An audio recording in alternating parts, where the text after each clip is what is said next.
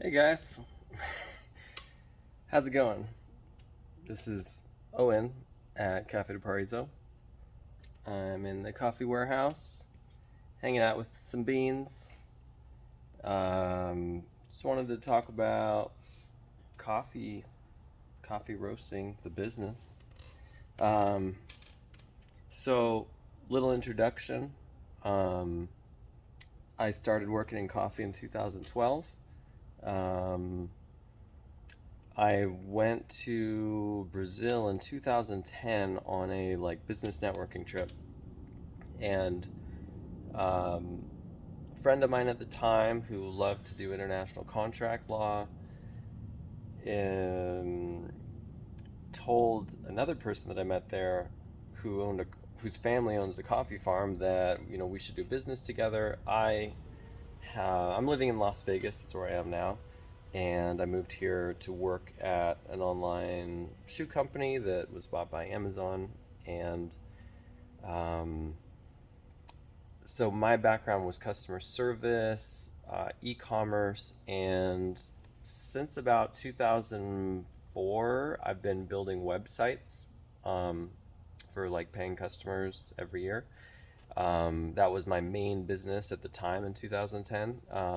Building websites, shopping websites. I can program them from scratch, but so that's my background, and that's kind of the context of how I was introduced to this person in Brazil whose family owned a coffee farm, and we had discussions, and I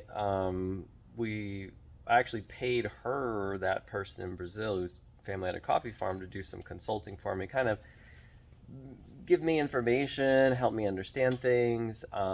At the time, I knew how to speak Spanish, and I started studying Portuguese so that I could get to where I wouldn't have to, I guess, have someone else help me understand importing or coffee on a coffee farm.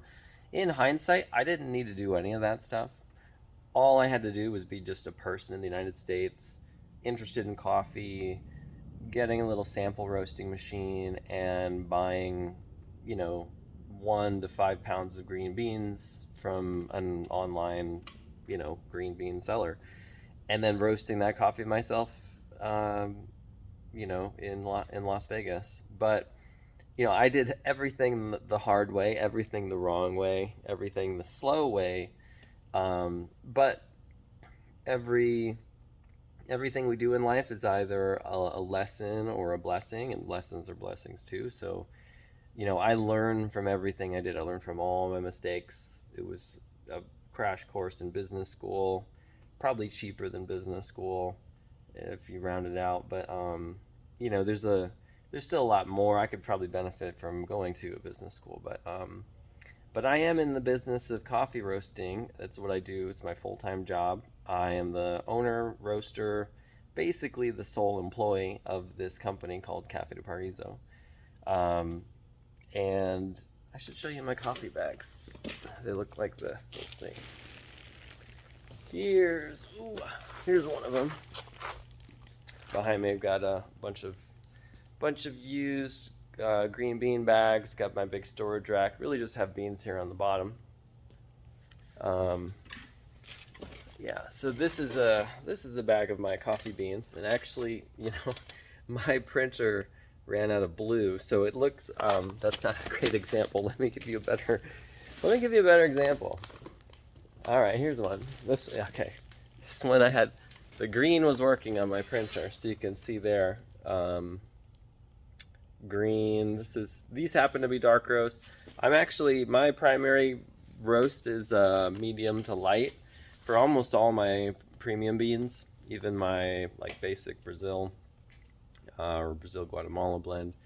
But I do dark roast because some people love it, and there is something to say about it.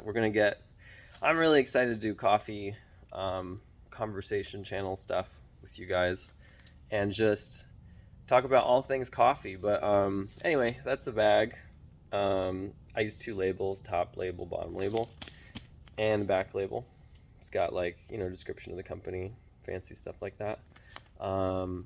sell almost all of the coffees that I carry online. New ones that come in, maybe I haven't updated the site yet. I need to add those. I need to do just a core update for the site in general too, seeing that I'm a web designer. It's really funny, you for web design, you always do your own stuff last if you're a web designer, or at least I did. Marketing wasn't my super focus. But anyway, I'm surrounded by coffee beans.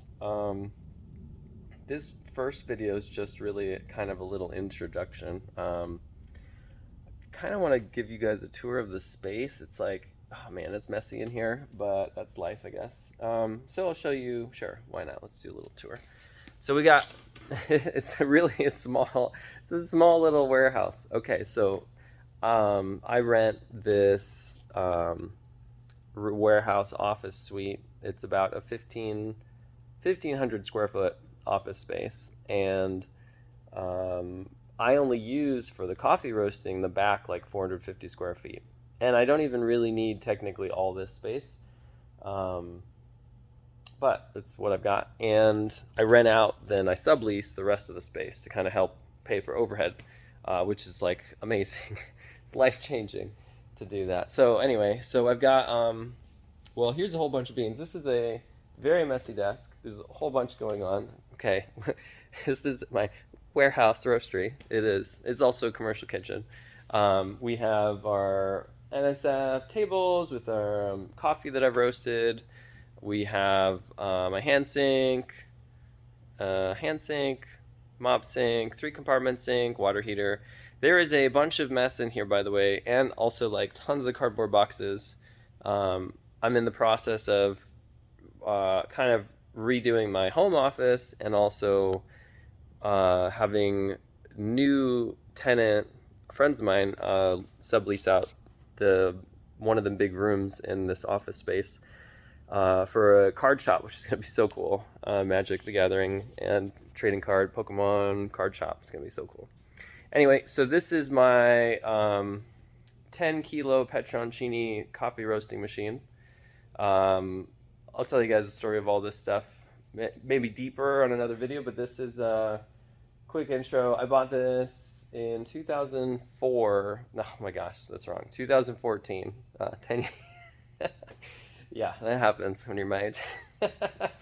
I'm older than I look. So anyway, this is what I roast on. It's 10 kilo machine. I got this used out of Houston, Texas from Java Pura. I had to do, there had been some fires by accident in the machine, so there was a bunch of old coffee oil on the faceplate inside this thing, and also in the back exhaust chamber here, where as the oils start to cool down, they start to condense and then stick to stuff. And so I had to scrape that stuff out a lot, and then after that, which was on roast, I don't know what roast number that was, but that really helped change the game, made the machine actually make the coffee taste like I was getting the taste on the sample roasting machine. So, and my sample roaster, I'll show you what that looks like. It's this little guy right here. It's just a little sample roaster that could. This is a Quest M3. This one has a little trier in it.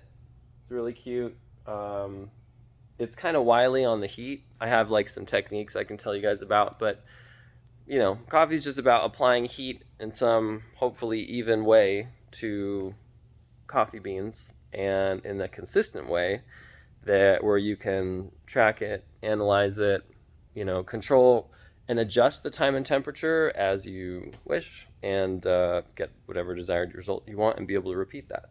So anyway, that's my sample roasting machine. I've got some buckets for coffee. I've got teas here. Loose leaf teas. Obviously, I don't roast the teas. I just buy them from a friend of mine in town who imports them, Elisa Tealit. Then, let me see. I'll turn on my, this is cute, huh? CDP. So this is my little bagging area. Got bagging supplies, bags, and more bags, and then labels. Coffee that I'm going to be delivering today that I roasted on Friday, I think. Yeah, and then I also have there's a Nicaraguan coffee farm that I do co-roasting for, and so they store their bags of coffee here, and I roast it for them, and they like sublease under my commercial kitchen license.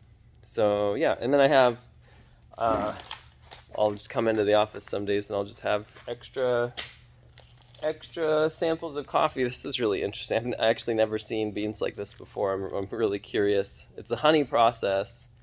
I've just never seen beans that look like so sticky. Um, and then I guess these are actually, this is pretty lightweight. This is probably roasted coffee. Whoa, neat. Okay. This is from El Salvador and Panama honey. 92 points, by the way, on this one, apparently. I trust it. But yeah, that'll be cool. What else? That's kind of the warehouse. Um, you know, it's what it is. If I stand here, I get the best lighting, and then you can see kind of the background. That's nice, huh? How about that for a thumbnail? Anyhow, so yeah, this is me in the warehouse. Today I'm not going to roast coffee. My plan is to just fill some orders. It's kind of a balance. Like usually I'm in the roastery maybe 3 or 4 days a week on average, I would say. Sometimes to roast maybe 2 days a week. I'm roasting maybe three. All it takes is it on this machine. It's like 13 to 15 minute batches. Average is like between 13 to 14 minutes, I'd say. I've got my little roast logs here. So this is like I by the way, I don't do digital right now. I'm just using using this and then using a piece of paper to basically log how you say final temperature. I do ambient temperature. I do time of day, start of the roast. I don't right now. I'm not really tracking first crack and yellow point because I'm on roast number. So you could see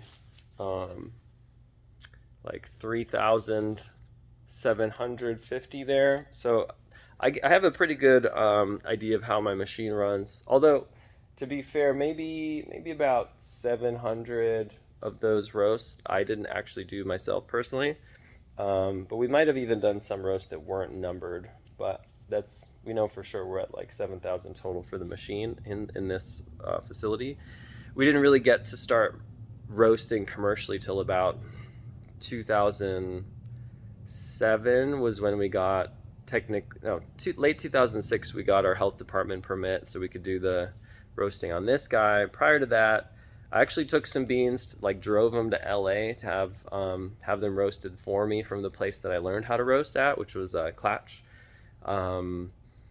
That was an adventure. I don't recommend doing co-roasting with a company in a different city, for one, just because driving with beans in your car could be dangerous if you got them sealed up, because a bucket of beans will explode and you'll think you popped a tire and freak the F out. So just be careful about that. But that didn't happen to me, but it looked like they could have popped and I didn't know, I was a newbie. I didn't know what I was doing exactly.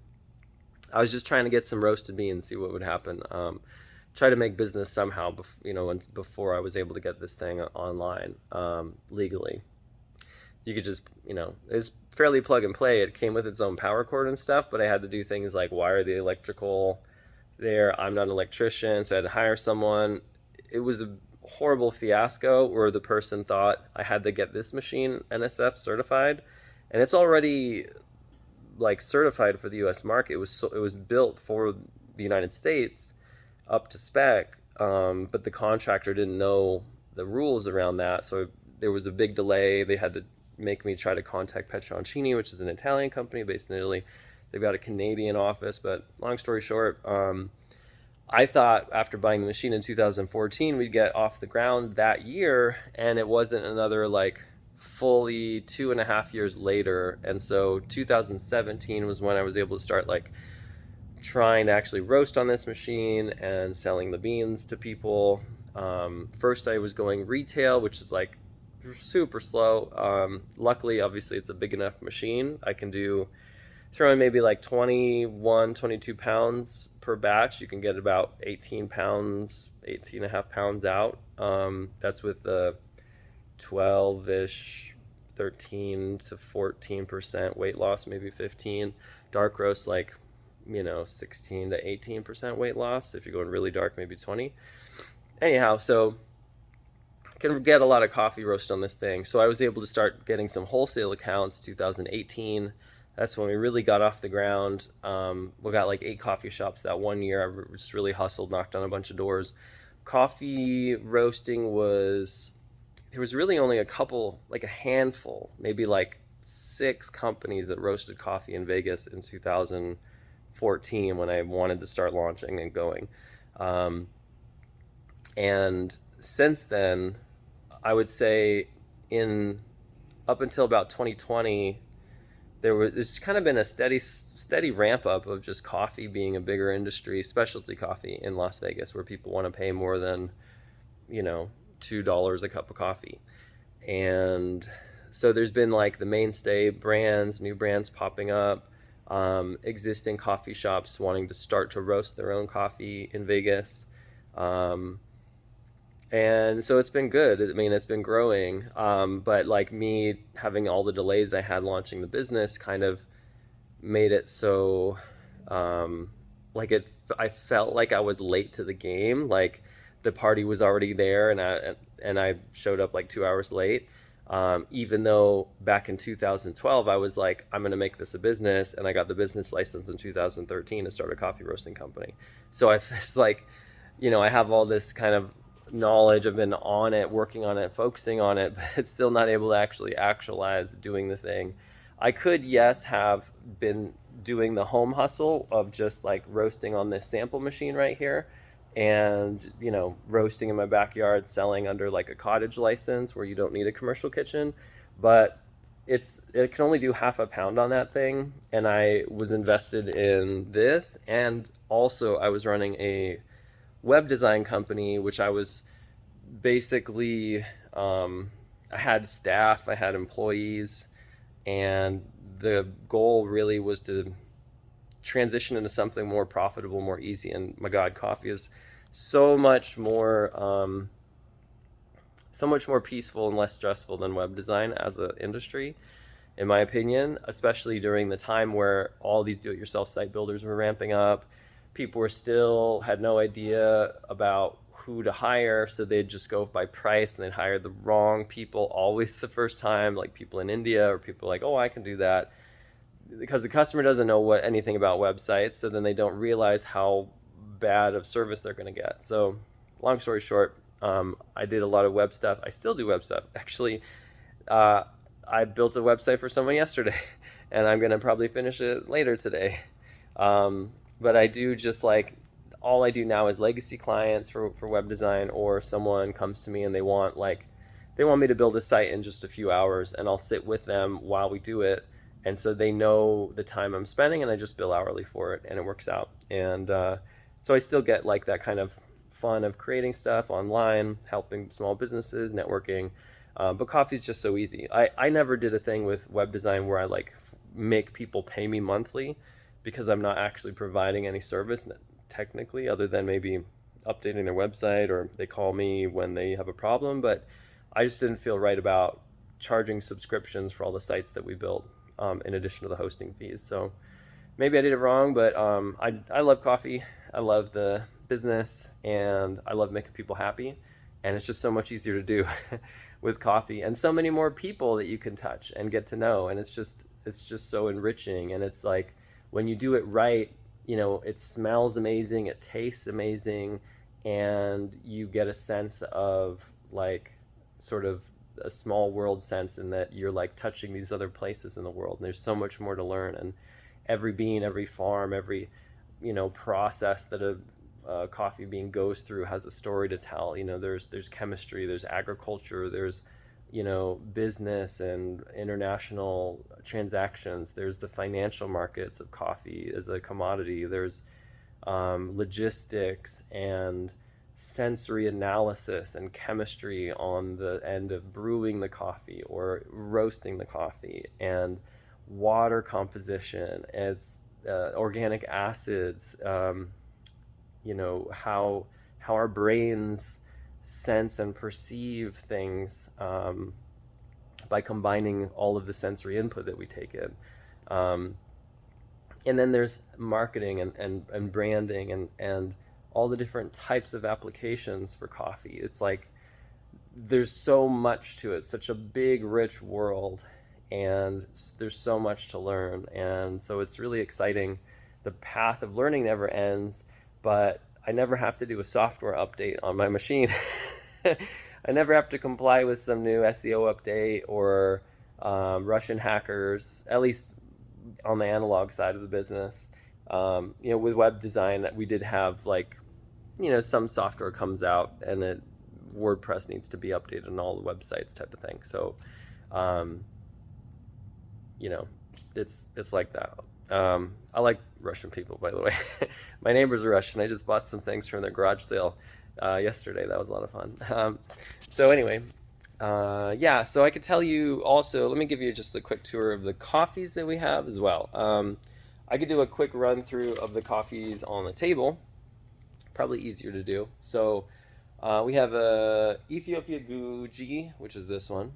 Ethiopia Guji is like so this is kind of, by the way, the shtick that I give for new customers. So I would say, they'll come in. Well, this isn't like a retail location for me, but I don't have a sit-down coffee shop. I do serve coffee on Saturdays at the Las Vegas Farmers Market in downtown Summerlin next to Red Rock Casino from 9 to 2 every Saturday if you want to see me.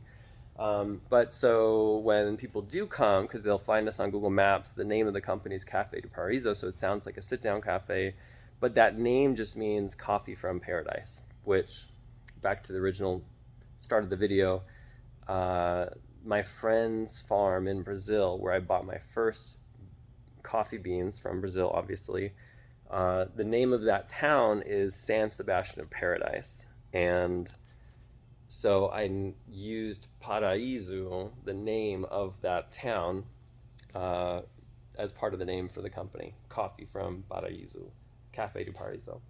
So, or if I was American, I'd say Café do Paraíso, but I like to say Zoo because it's easy. And Portuguese would say Café do Paraíso. Yeah. So anyway, Ethiopia Guji. This one's like sweet caramel. It's a really nice, high quality bean, very dense. Doesn't take up much room in the bag. So you want to always weigh your coffee. Don't do it volumetrically. Don't just be like, oh, it's a spoon. Be like, put it on a scale, find out, because you'll be using maybe too much of that coffee, which maybe that's why people like high altitude coffee. But anyway, this one's got like a sweet caramel flavor tone. Super nice. A lot of people are addicted to it in a good way because of the flavor and everything it has to say. Got a Guatemala Wewe Tenango. That one is organic. I have actually the Guji is organic too, so it's from probably a large estate farm in Ethiopia. We have a Colombia Huila. By the way, all these are washed. I'll say if they're natural. The only natural I have is typically just Ethiopia Yirgacheffe and a Brazil natural. Everything else I think is washed. Although I think this Yirgacheffe at the moment is washed. Once this batch runs out, I have a totally new bag of Ethiopia that is natural. Ethiopia naturals are a lot of fun.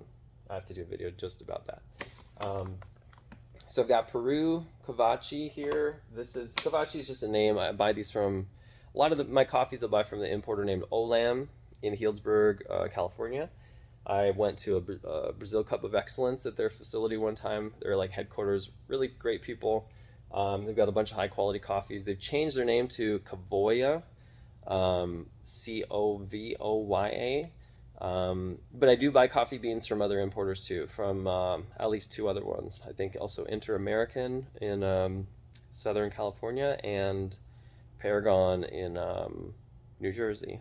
So all importers have their, benefits and characteristics and stuff. So that's another good video. Anyway, so I got this Peru. This one is a organic, really nice. Let's see, Colombia Huila. I do a dark roast of the Colombia also. Then we have Costa Rica.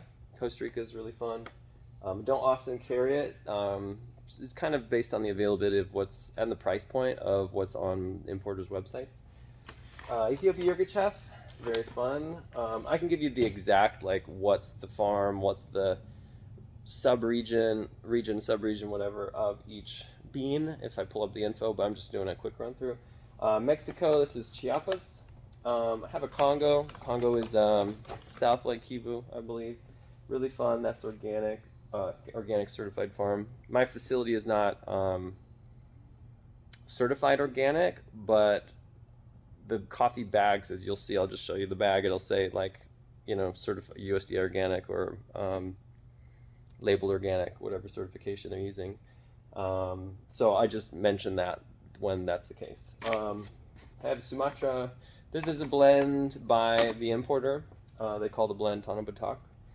Then I have a Brazil Guatemala blend and a Brazil natural. And then down below here I have two different decafs. A Peru decaf, it's like a G1 Peru Swiss water. And actually the Brazil is a Swiss water Brazil right now. I used to have Ethiopia.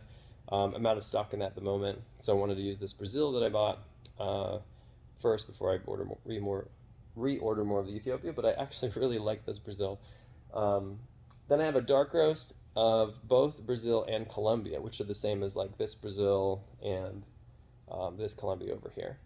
And I could tell you flavor profiles of all those. They're all a lot of fun. I bought them all for different reasons. The first maybe 10, 12 coffees I bought, when I say coffees, I mean, like, different origins or farms or regions, like this one from Congo, this one from Guatemala.